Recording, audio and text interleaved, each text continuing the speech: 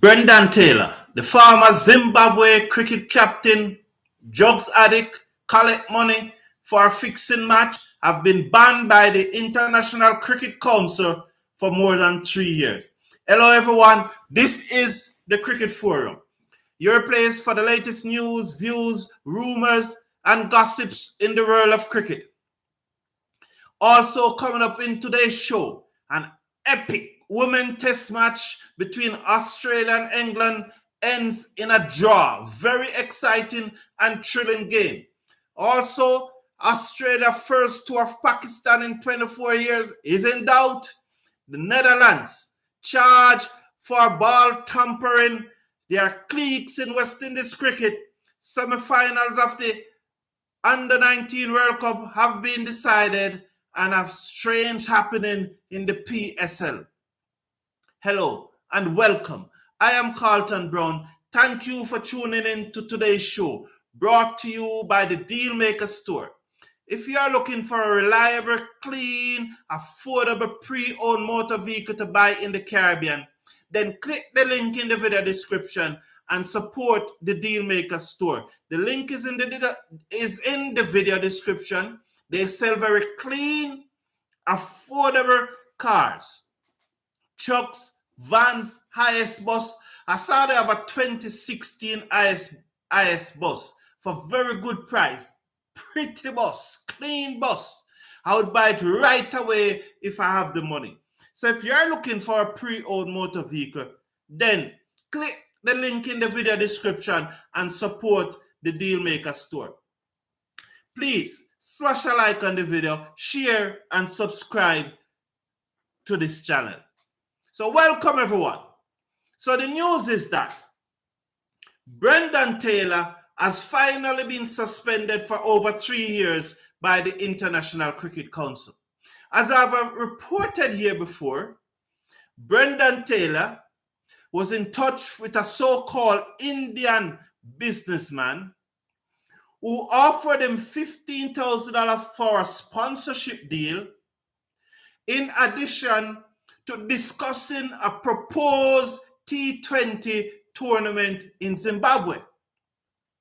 The businessman asked him to fly to India so that they could discuss the deal in details. Nothing wrong with that.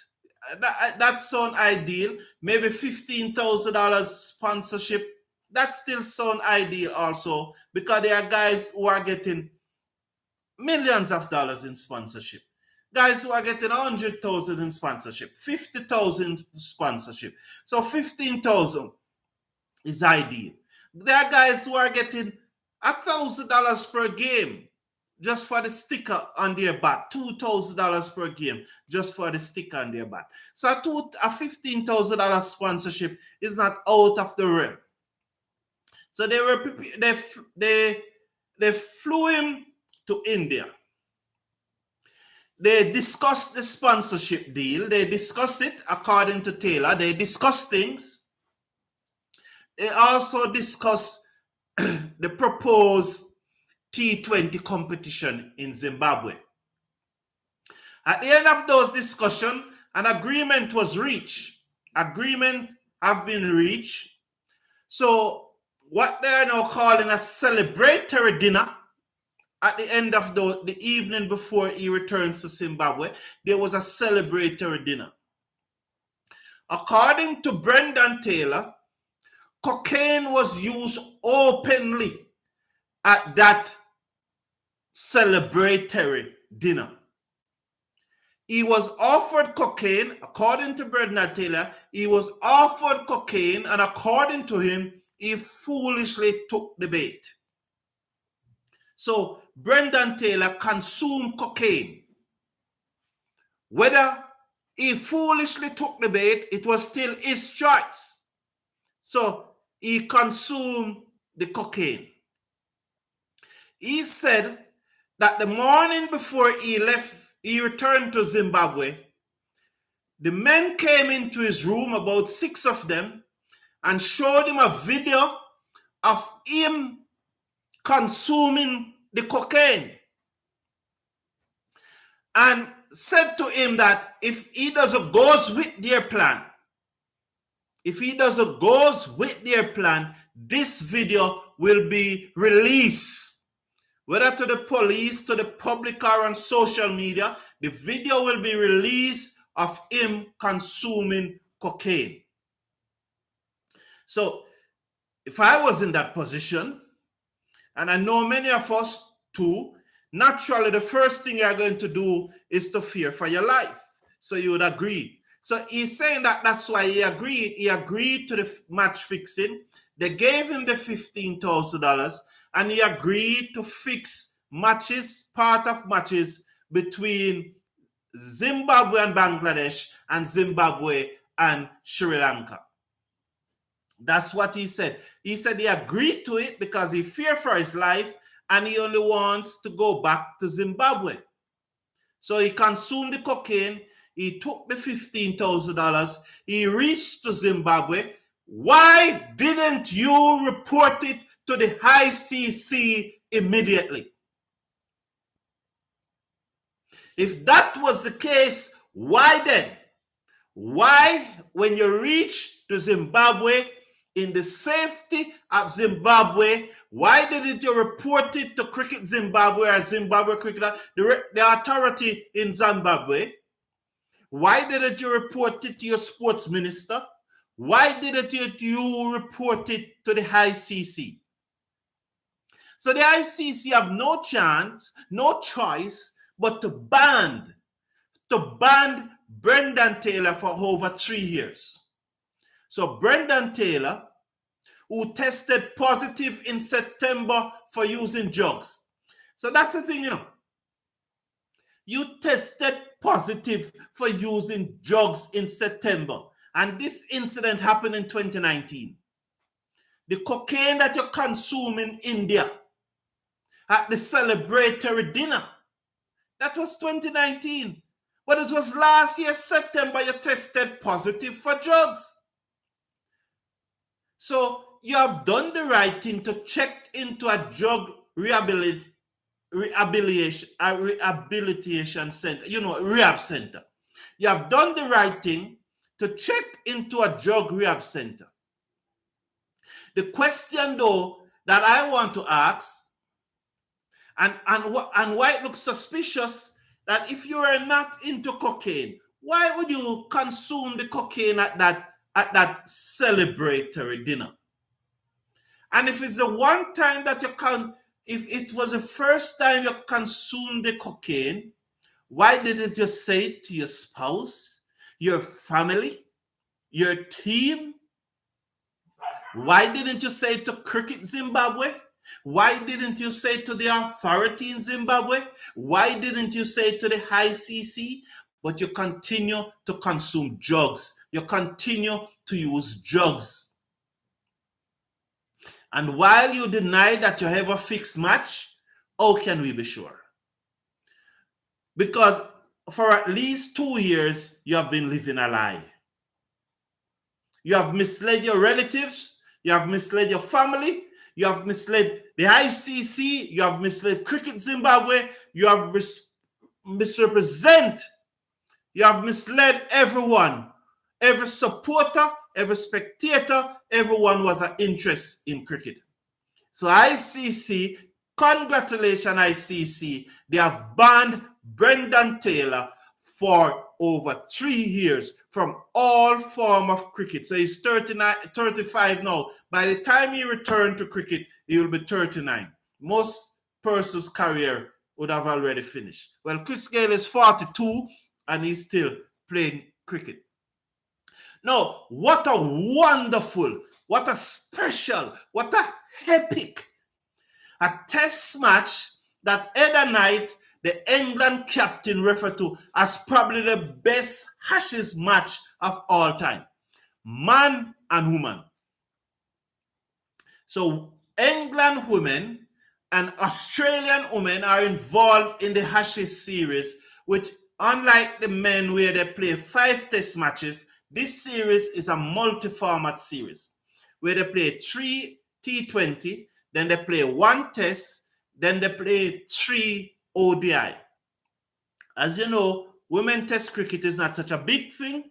they mostly concentrate on playing T20 and ODI. So women don't really play a lot of test cricket. So they only play one test cricket, 3 T20 at the beginning. Australia won the first one. The other two were rain out, and now the test. And now after the test, they will have 3 ODI to play, starting the 6th of February. Now, it was an epic test match. It was a wonderful test match. As you know, England trailed by 40 runs on first innings. So they trailed on 40 runs on the first innings. Australia then went and made 216 for 7 declared, setting England a target of 257 in 48 overs. The opener got off to a wonderful start. They got off to a good start. Both made 30 mash. And then Edda Knight came, and she and Pat Siver, S-C-I-V-R, Pat Siver, and you know, those are the two big bats in the team. They pushed the score up to, I think, I don't remember, but Edda Knight got out, and Pat Siver and Dunkley, right? Sophia Dunkley, who made 45, took England to 212 for 3. So chasing 257 to win in 48 overs. And the final day of the test match, England were 212 for 3, needing 45 runs to win in 10 over. Now, if this was white ball cricket, it was a walk in the park. But red ball cricket is slightly different because of what you can do with the field, and because what a bowler will get away with in red ball cricket by bowling wide and bouncers and so on, and down the leg side and so on. They won't get away with that in white ball cricket. So I'll give you an example. If you bowl a white ball, in white ball cricket, if you bowl a bouncer above the batsman head, that's a wide ball, and that's 1 run to the batting team. If you bowl a ball down the leg side, that's automatically a wide ball, and it's 1 more run to the batting team. In white ball cricket, in red ball cricket, there's no run. It's no wide. It's no wide. It's not a wide ball. In red ball cricket, you can have all 9 fielders on the boundary. In white ball cricket, you can only have 5. So there are a lot of variables. The red ball turns more than the white ball. It swings more than the white ball. So there's a lot of variables. So 45 runs from 60 deliveries in white ball cricket with 7 wickets in hand is cheesecake. But there are more in red ball cricket, more tactics can be involved. More things can be done, more tactics can be involved. But that being said, needing 45 runs to win from 60 delivery, England was in the driver's seat. Fortunately or unfortunately, are good for the game of cricket. Sophia Dunkley and Amy Jones, was it Amy Jones? Amy Jones, her name? Jeans. Whatever she won today, I think it's Amy Jones. Amy Jones and Sophia Dunkley went in very quick succession. So England lost 2 wickets in very quick succession. I think Sophia Dunkley went for 45 and Amy Jones went for 4. And shortly after that, Pat Siver, S-C-I-V-R, Pat Siver went for 56. So there was a mini little collapse there. There was a little recovery, and they reached 244 for 7. So England need 12 runs to win, 13 runs to win in 3 overs. 3 overs to go, 244 for 7. What happened? Australia struck again. And they lost 2 wickets at 244. So they lost 2 wickets at 244. And Kate Cross, she just blocked out the other 12 deliveries, and the match ended in a draw. So Australia got 2 points from the match, and England got 2 points. So as the Ashes stands now, Australia have 6 points and England have 4 with 3 ODI to go. 3 ODIs to go and 6 points at stake because 2 points for a win. So the Ashes can go either way. But Australia is a tough one-ball ODI team, and my money would be on Australia to retain the Ashes.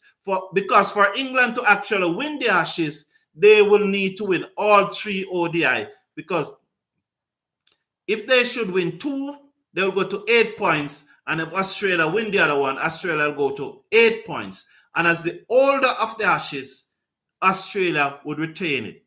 So England best chance is to make sure that they win 2 of the ODI and rainfall. So the points share 1-1 and they would be the champion and they would get back the Ashes. Or they win all 3 ODI. Very unlikely against Australia. It's very unlikely that Australia will lose all 3 ODI against England. So right now, my money will be on Australia to retain the Ashes. But it was a epic test match. I actually realized that I love women cricket. I really enjoy women cricket, and probably I'm going to start watching women cricket more than male cricket. It's women cricket. It's a great spectacle, and I would encourage everyone. If you love cricket, I would encourage you to watch the women game. It's a great spectacle. Wonderful, wonderful, wonderful game to watch. And this Ashes, this test match was a epic battle. From ball 1, it was a epic battle.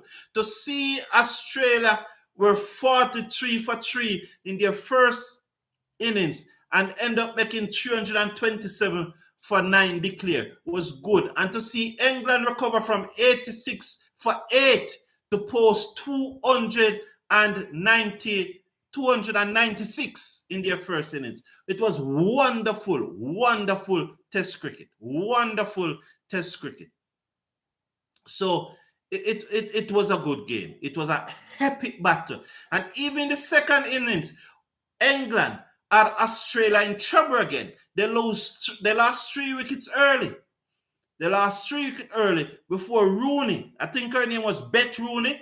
Beth Rooney, the Australian number 3 batsman, who had a surgery on a broken jaw less than a week before the test match. They were training, and the assistant coaches was batting some balls, and Moon was catching a ball, and it went through her hand and broke her jaw, and she had to do a surgery. But yet still, she came out in this test match tough as a rock and made 59 in the second innings. So it was a epic match. It was a very, very good match. And it's nice to see a black player, a King is her name, bowling leg spin for Australia.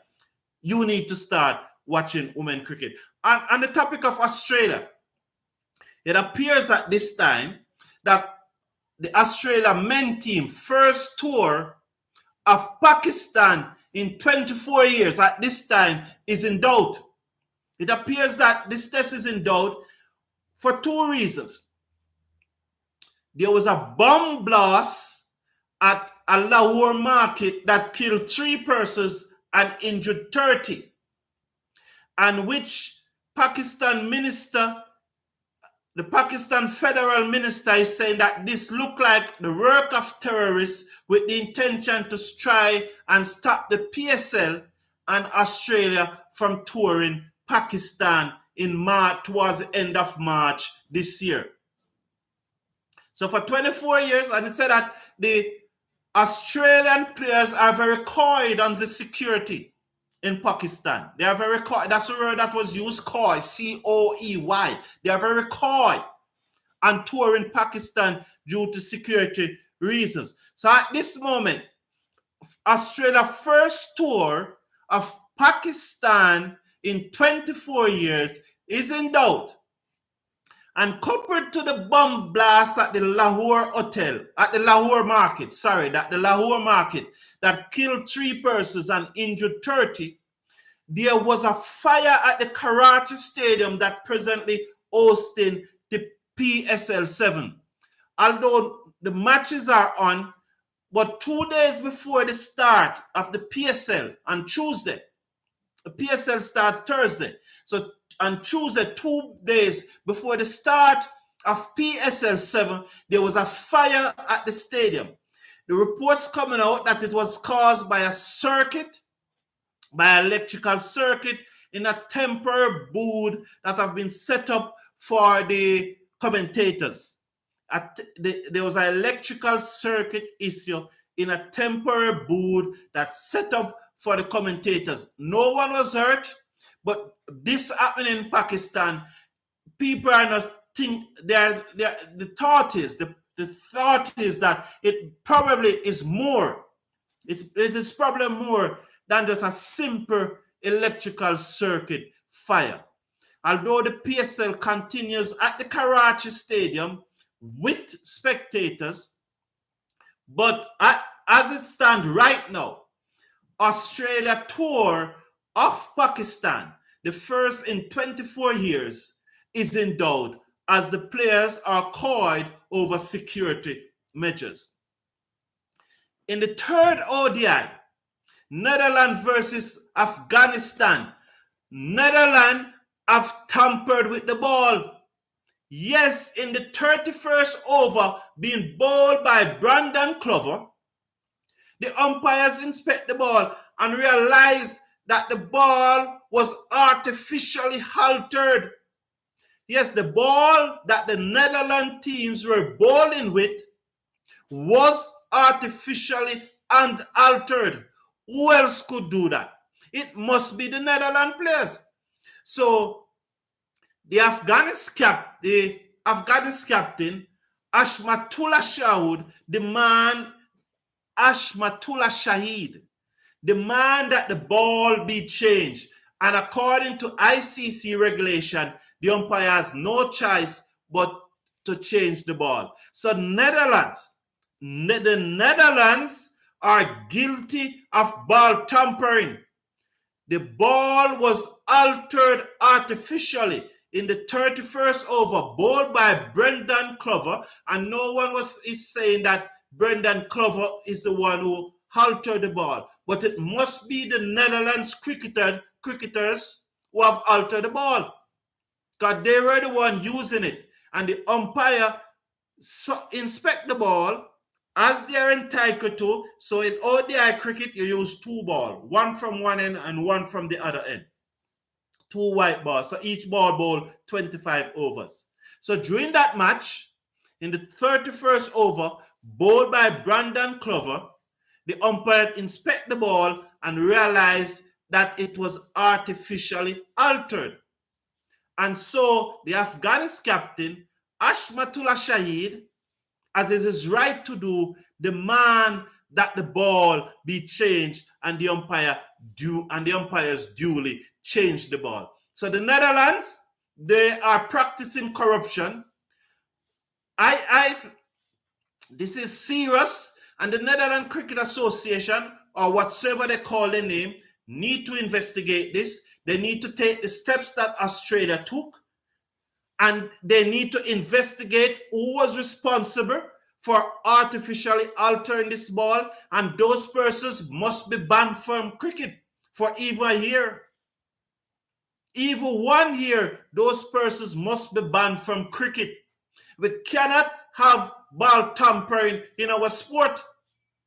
And the Netherlands cricketers are guilty of this. The Netherlands cricketers must pay. The Netherlands cricketers that were directly involved must be punished. Actions must be taken against them. So the Netherlands are guilty of ball tampering. They are guilty of artificially altering the ball in the third ODI against Afghanistan, and punishment must be taken. Now, the big story coming out of the West Indies, and this is a huge story. It appears from all indication that cliques are forming in the West Indies team. That's the report. That's what we're hearing. That players are being encouraged to sign for a particular agency or agent. That's what we're hearing, that players are being encouraged to sign for a particular agent or agency, and failure to do so on their part will see actions taken against them, and that they will not be treated in the same. And it appears at this time that those players who are refusing to sign for a particular agent or agency do not have the same privilege as those who sign for it. It appears that those players who have signed to the, let's call it the preferred agent or the preferred agency, it appears that those players are the ones who are more likely to play. They are the ones who are more likely to bat in the West Indies top order. They are the ones who are more likely to bowl more overs. Those are the ones that are more likely to take part in the game. It appears that if you do not sign to, if you are not a member of this of the preferred agents or agency, then you will be treated differently.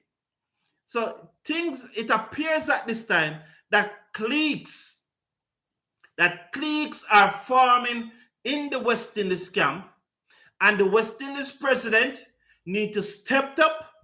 He needs to step up because this is happening. And the questions are asked is, why is Evan Lewis not playing? We have been hearing from December that Evan Lewis have COVID.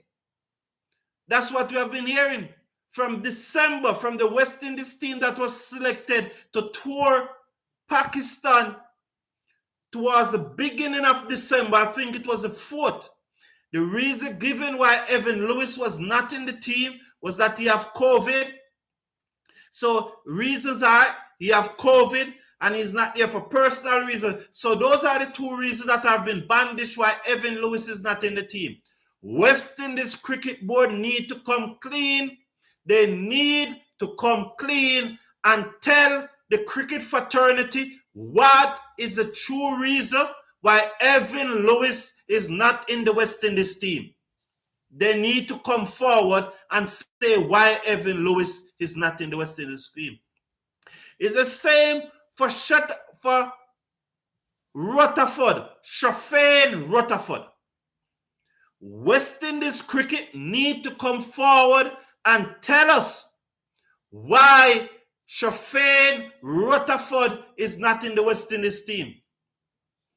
I am hearing information that Rutherford will not play for the West Indies again. That's what I'm hearing. That's what is out there. That's the information is coming. Rutherford will not play for the West Indies again unless West Indies Cricket Board need to tell us what that unless is.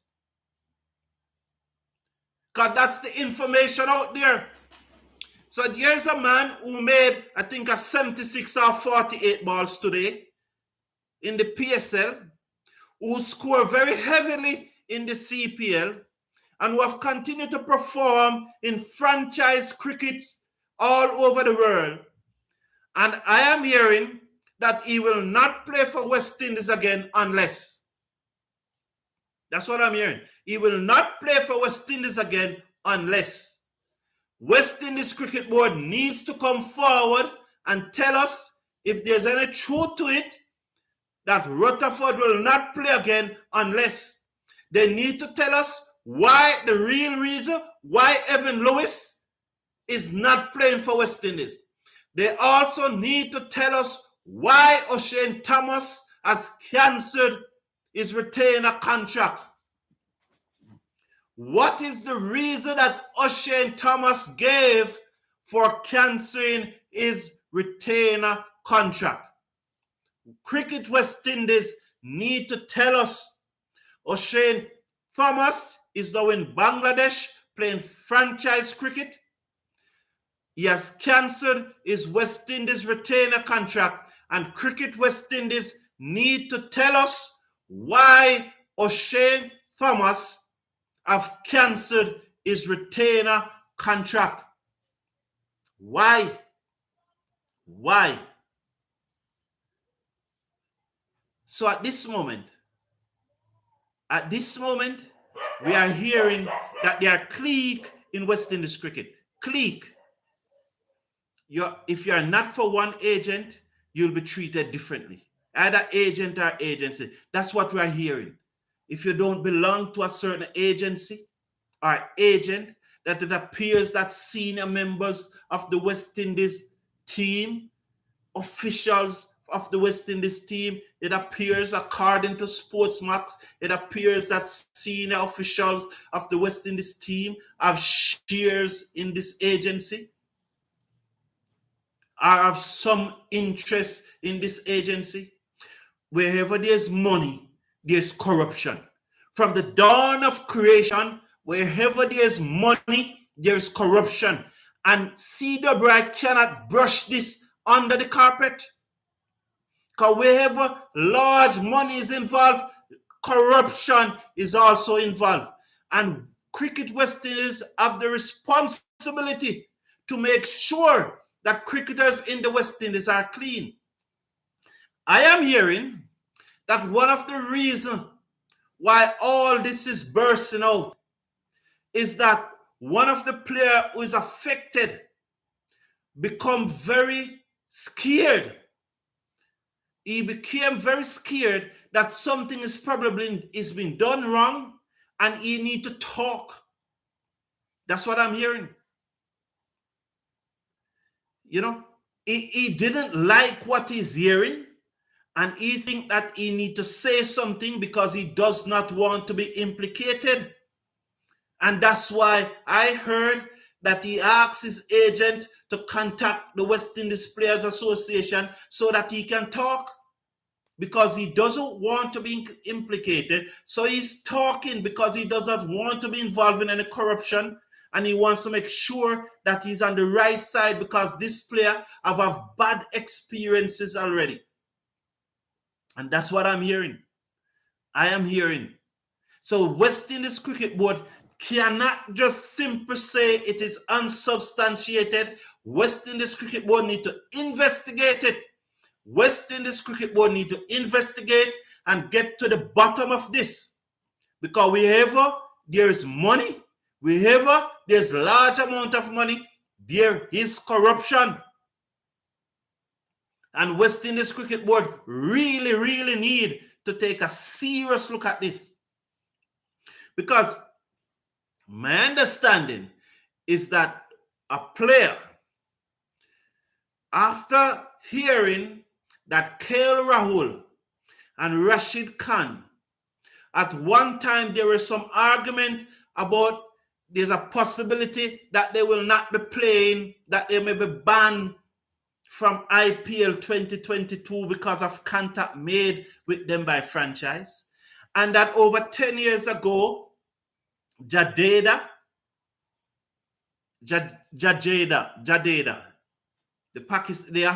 Indian all-rounder, Jadeda was suspended for 1 year from the IPL for player goading or something like that. I heard that this player become very concerned and want to make sure that his name is not involved in any of that. And that's why he contacted his agent and Weeper. That's why he contacted his agent. Now, so we also heard that senior players are demanding complimentary tickets from the junior players as tax. Tax. You need to pay up your tax. Where is the tax? Why are you not paying your tax? Your complimentary tickets. Now, when I heard this, I said this must be extortion. And I'm wondering if there's any truth to this story. I think the Barbadian police need to take a look at this and step in, because this is clear extortion. That is my view. I'm very clear in my mind about it. If senior players are going to junior players and telling them that they need to pay their tax, It is extortion, and the Barbadian police need to step in and take a look at it. That is clear as day to me. If there's any truth to it, the Barbadian police need to look at it. This is something that need to be investigated, and the police get to the bottom of it. This is above cricket. This is extortion. It's above cricket. If you are going to tell another player that they need to pay up their tax, who are you? What authority do you have? Where does that authority comes from for you to tell players that they need to pay up their tax? So it's something, I think this one is bigger than West Indies cricket. I think the Barbadian police should be investigating. The Barbadian police should be investigating. As you know, the Under-19 World Cup is presently taking place in the West Indies. And there was a little incident yesterday in Trinidad. Well, I said little, but it's far from little. There was a 5.2,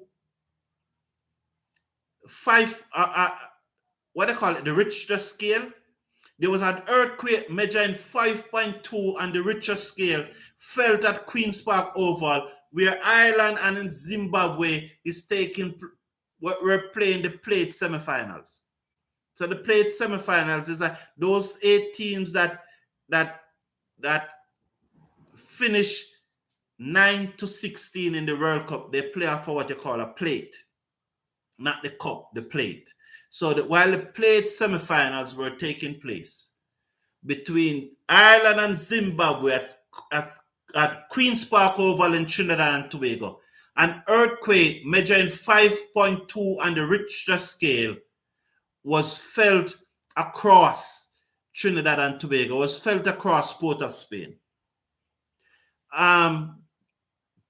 It said that the commentators became panicked and were shocked and were agitated and became flustered. But the players on the field, according to Ireland captain Tector said that not the Tector that is in the ODI squad. No, this is a different Tector. Tector said that the players never felt it. He said that the players out there never felt it. But during the plate semi-final of the ICC Under-19 World Cup taking place at the Queen's Park Oval yesterday, Saturday, between Ireland and Zimbabwe, during the 6th over thereabout, during the 6th over, there was an earthquake in Port of Spain, which was felt at the Queen's Park Oval. The players and the umpires out on the field never felt it, but those in the pavilions did.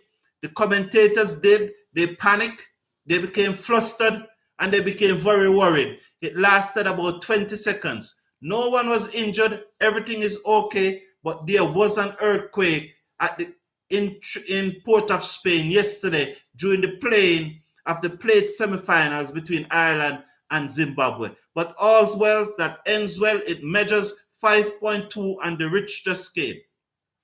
But in the semifinal for the World Cup itself, this is the top tier.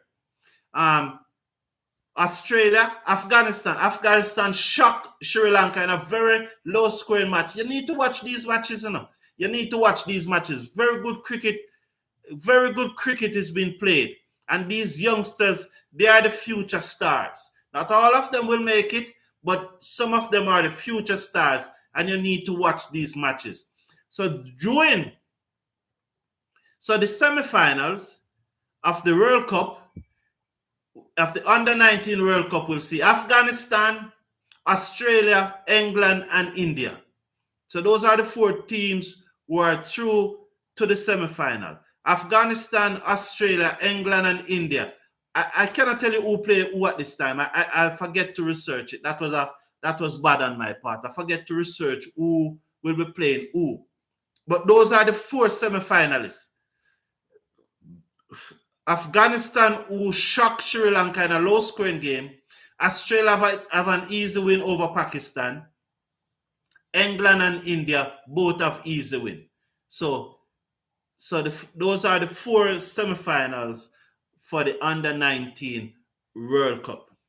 Now, in the PSL, you know, there's a lot of drama in the PSL so far, and that's another competition that you need to watch. But in a match yesterday, the Kwalanda's captain, Shaheen Shad Afridi. I just love the name. He's the ICC Cricketer of the Year, the left-arm fast bowler from Pakistan. I love the name, and there's just an excitement about Shaheen Shan Afridi. I love the name. Shaheen Shan Afridi, the Pakistani left-arm pace bowler, who is the ICC Cricketer of the Year. He was bowling the 19th over of the Multan Sultans innings. He's the Kwalanda's captain. Shaheen Shan Afridi is the Kwalanda's captain. The Multan Sultans need 16 runs to win from 2 overs, and he was bowling to Tim David. I think Tim David is from Papua New Guinea, not Papua New Guinea. Is Papua New Guinea one of those? No, man. Namibia. He plays for Namibia. Namibia, yes. Tim Davids played for Namibia. He also played in the CPL in the Caribbean.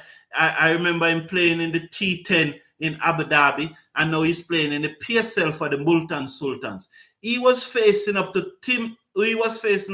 Shaheen Shan Afridi in the 19th over. Shaheen Shan Afridi bowls a ball at 143 kilometers per hour. That's almost 90 miles per hour. So the ball traveling at 90 miles per hour crashed into the half stump. Well, not really crash. I'm not being. But it was more than clipping. It hit the half stump. The bails rose and dropped back in its socket. The bails rose and dropped back, and it was not out. High drama.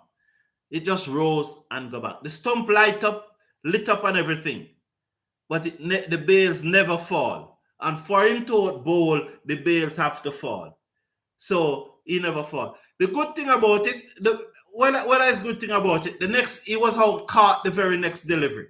So no damage was done. Although the Multan Sultans went on to win the match, but no damage was done. But that's the talking point of the PSL so far. That's a standout talking point. There have been a lot of talking points in the PSL thus far, and we are very happy that it have been incident-free thus far. But the talking point in the PSL thus far is that Shaheen Shan Afridi delivered a ball at 143.8 kilometers. It hit the half stump. The bails rose and fell right back in the socket. It did not fall to the ground, and the batsman was not out. That is the talking point. The batsman went caught the very next delivery. But don't forget to slash a like on the video, share and subscribe. And remember, support the Dealmakers Tour. If you are looking for a reliable, clean, pre-owned and affordable motor vehicle to buy in the Caribbean, click the link in the video description and support the Dealmakers Tour. Thank you, everyone, for tuning in to today's show, and I'll catch up with you a bit. In less than half hour, the fifth and final ODI between the West Indies and England in Barbados will start. About 28 minutes to go. So in less than half hour, that match will start. The series is currently 2-2. The series is currently 2-2, and with all the controversy in cricket, in the West Indies cricket, it is my belief that the captain is under a lot of pressure. And it's also my belief that it could be, although his name as captain to go to India, I think there is a possibility that if West Indies lose today, I think there's a possibility that if West Indies lose today, he may well have to step down and withdraw from that India tour. So I really think so. I hope West Indies win, because I'm a West Indian, and I hope West Indies win. And it will be lovely. It would be lovely. It would be lovely for West Indies to win a series against the world #1 team. It will do a lot for West Indies cricket. They might finally get another sponsor, a good sponsor, to put on the front of their shirt. They have one on the sleeve, one that you can barely see. I know something is there, but I don't know what it signifies.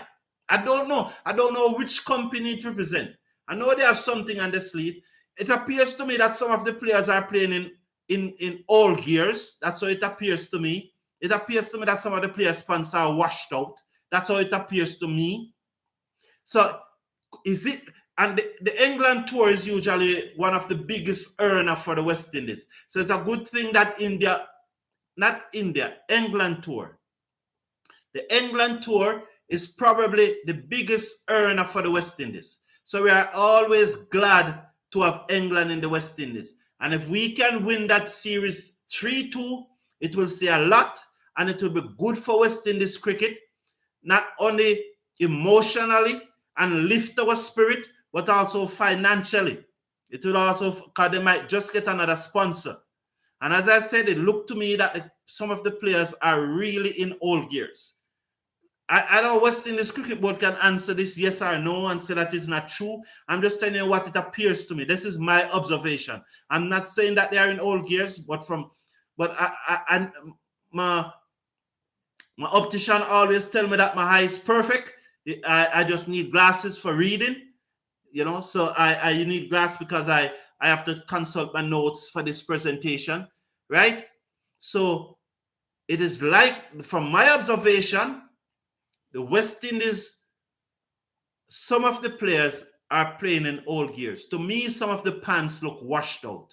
That is my observation. That's my conclusion. I will be happy. I'll be happy to say that you are wrong. I'll be happy. But I know that if West Indies lose today match, and I hope they don't, I know the captain and the coach is going to come under a lot of pressure. And we could see the captain withdrawing from the Tour of India. We could see that. So thanks everyone for tuning into today's show. And please watch the match. Please support the West Indies. But remember, slash a like on the video, share and subscribe. And click the link in the video description and support the Dealmaker store. So until later, this is Carlton Brown. Say it again. Thanks for joining me. And it was lovely talking to you today. All the best and a happy Sunday.